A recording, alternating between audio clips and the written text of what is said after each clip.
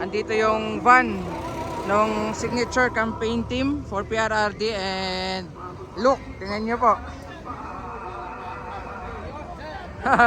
Ayan, dami. Ayan, tingnan nyo, di ba? Ang dami.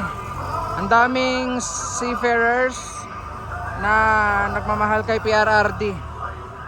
Kaya tatayo titindig para sa'yo. Dahil kami naman.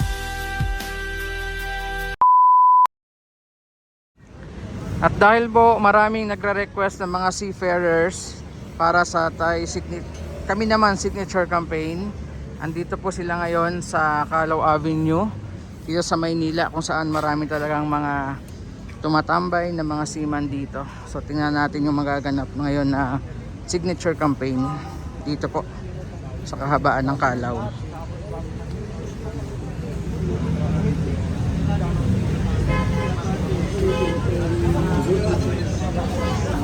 Daming tao dito. Yan.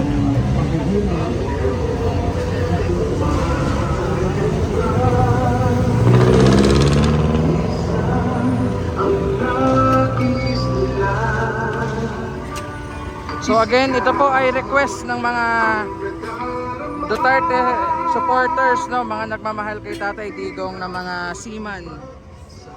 Ayan, lumipat lang ng pwesto kasi galing doon kanina sa tabi ng City Library, National Library, no, lumipat dito kasi dito mas madami yung tao.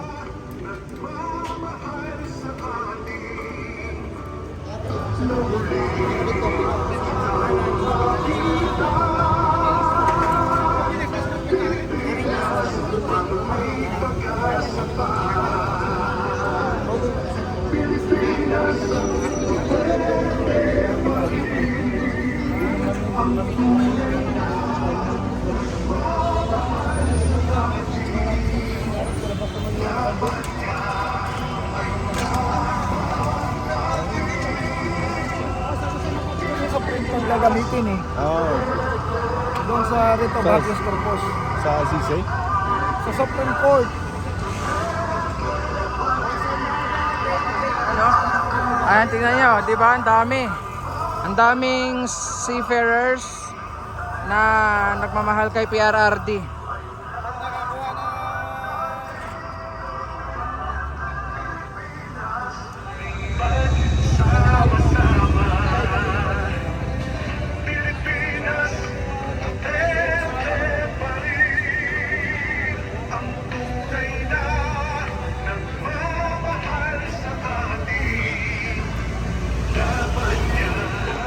Dami.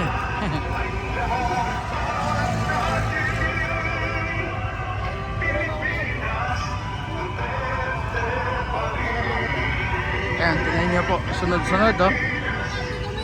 Daming gustong pumirma.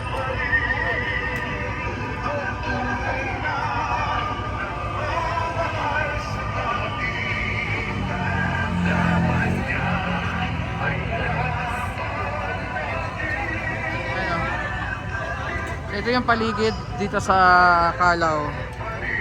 Ayan, kakalipat lang dito sa pwesto. Pero kita nyo, sunod-sunod yung mga pumirma.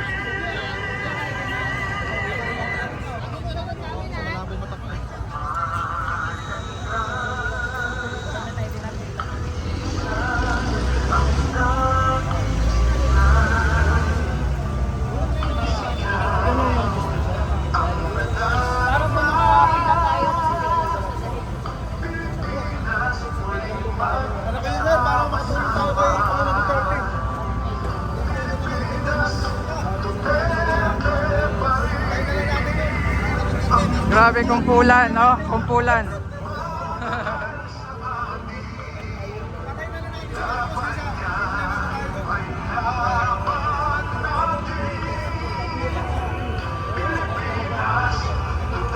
Grabe, tingnan niyo, oh, nakakatuwa. Wala pang 10 minuto simula nung nilatag yung lamesa dito, pero ang dami na agad po pumirma ng mga seafarers. And alam niyo naman, marami rin pong naitulong si Tatay Digong sa mga seafarers natin.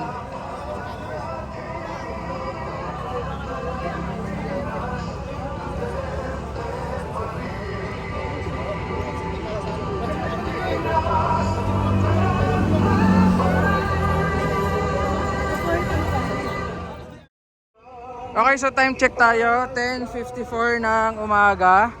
Ito yung kahabaan po ng Calao Avenue.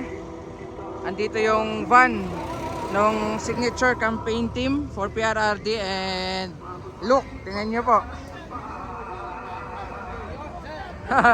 Ayan, dami talagang ano. Pili talagang literal na Pilipinas Duterte pa rin. Ayan, oh.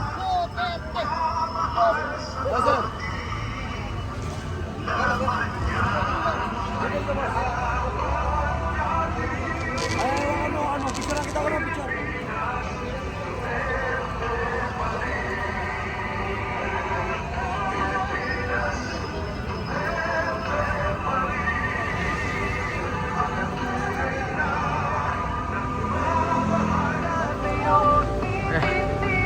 So ito ang kaganapan ngayon dito sa Calao Avenue ngayong araw ng Martes, no? Yan. Daming sumusuporta kay PRRD talaga ng mga seafarers, mga seaman. O hindi lang mga seaman, no? Meron din mga random people na dumadaan.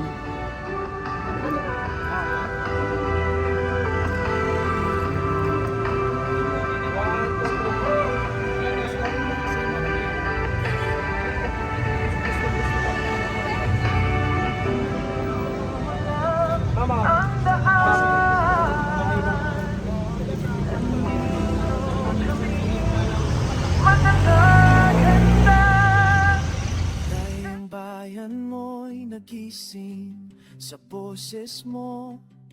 Minahal ka ng masa, ramdam nila ang puso mo. Mabigat ang laban pero di ka tumalikod.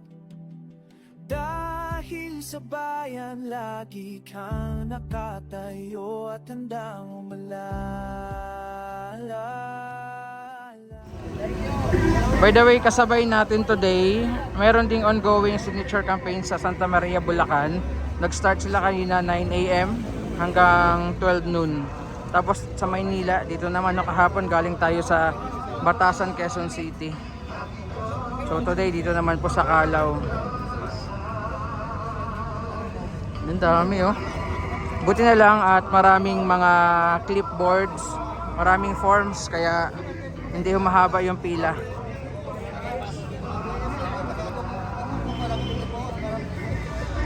Ayun, so update lang tayo. Ilang forms na agad?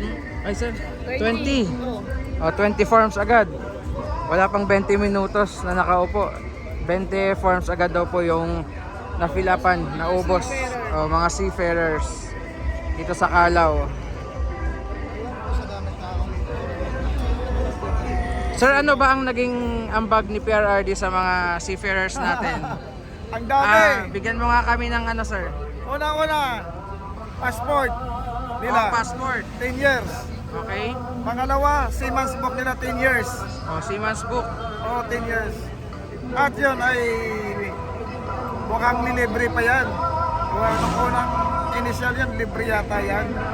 Kaya yung mga seaman talagang mahal na mahal nila si PRRD. Yes.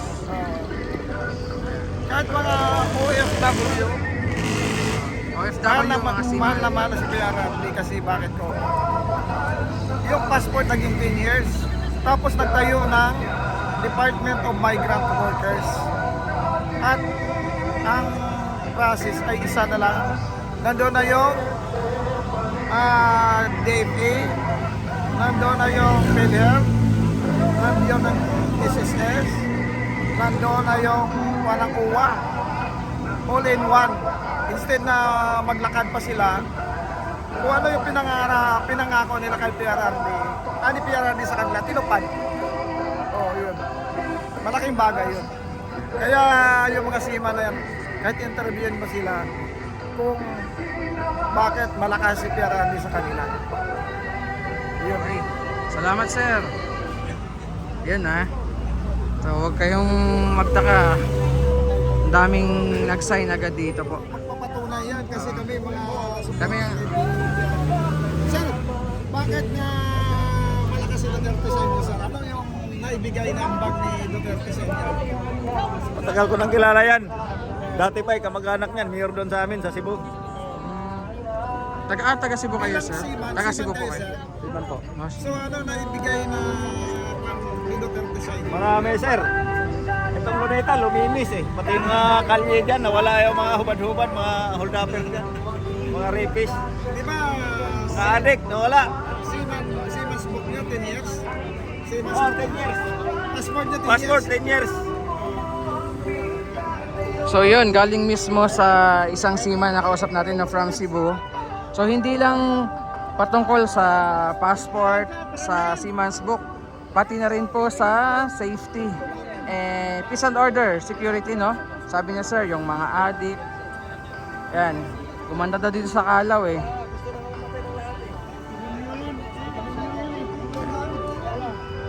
Non-stop. Tuloy-tuloy yung dating ng mga gustong pumirma and mag-participate sa signature campaign para kay PRRD. Gandang location dito talaga sa Carlaw, no? Nakita natin kung gaano ka-supportive and nagmamahal ang mga seafarers kay PRRD. Kay kami naman ang sasalo, tatayo sa tabi mo. Kami ang magiging lakas at sandigan mo, ang pagmamahal namin. Si Sir, ang cash rider. Ayan. Stop muna para mag-sign dito.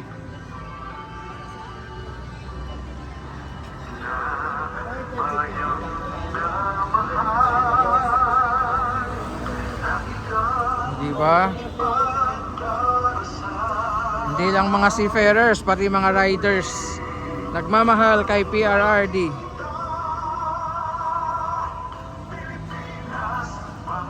Pero nung umupo na ang bagong administrasyon, sobra. Balik ang drugs, balik ang snatcher, lahat dito sa recto, lalo sa dito sa Manila po.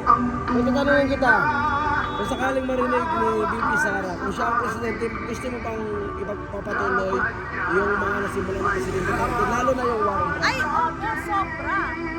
Kailangan tuloy-tuloy yung ano pinaglaban ng tatay niya. Yes, salamat na.